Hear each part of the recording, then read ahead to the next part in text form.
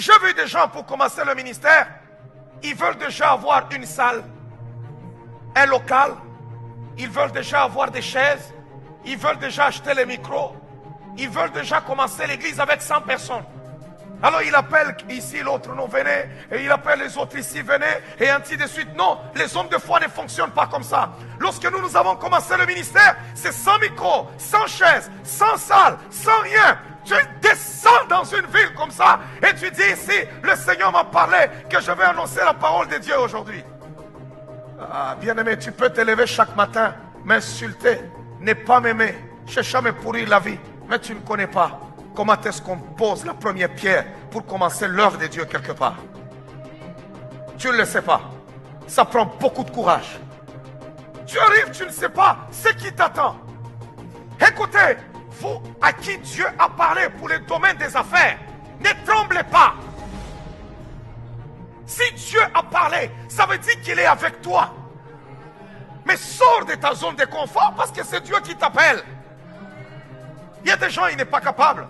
Il veut commencer déjà et avoir tout. Tu ne peux pas démarrer une affaire et vivre parce que toi tu as Dieu.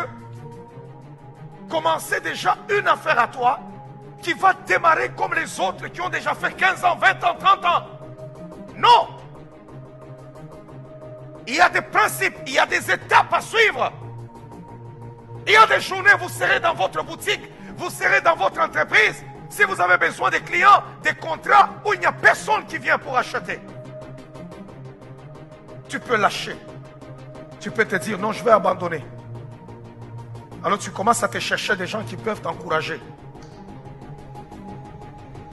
Si ce matin j'ai besoin juste de m'en aller de Québec pour dire Seigneur, il y a tellement de combats, je vais commencer à me chercher des prophètes qui peuvent me dire Dieu te veut ailleurs. C'est ce que beaucoup de gens font. Et je vais en trouver. D'ailleurs, le Seigneur dit, si vous entrez dans une ville où l'on ne vous reçoit pas, secouez la poussière de vos pieds. Allez, sortez. C'est fini, là.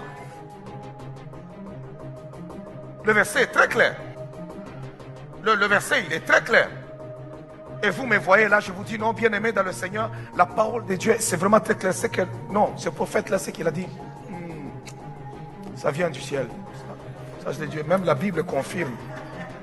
La parole confirme. Donc, oubliez ça. En tout cas, pourquoi? Parce que tu vois que la navire, elle est en train de bouger. Elle bouge. Premier ancre qu'il faut jeter, la prière.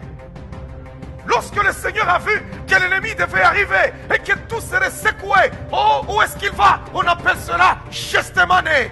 C'est le premier endroit que le Seigneur va aller. Il n'est pas allé à gauche, il n'est pas allé à droite. Lorsqu'on l'a trouvé, on est venu l'arrêter pendant qu'il était en prière. Il venait de terminer sa prière. Lorsque tout a commencé, il était en prière. Écoutez, bien-aimés, lorsque l'ennemi attaque, priez. Lorsque la peur frappe à ta porte, prie. Lorsque ton médecin te donne une mauvaise nouvelle, prie. Lorsque les experts te disent de mauvaises choses, prie. Lorsque les hommes disent on verra, prie. Lorsque tout est compliqué, prie.